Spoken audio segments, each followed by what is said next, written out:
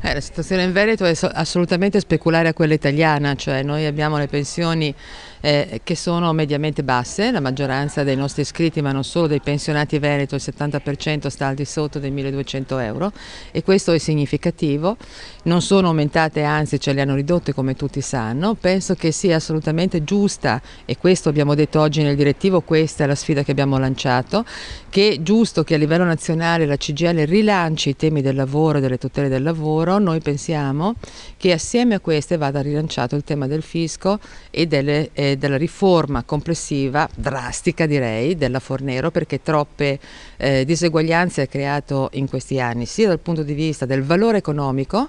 delle pensioni, che noi stiamo tentando in un qualche modo di salvaguardare attraverso la contrattazione sociale che stiamo facendo nei comuni e nei territori, e anche attraverso appunto un fisco più equo. Questa è la nostra proposta. Penso che anche, così abbiamo detto,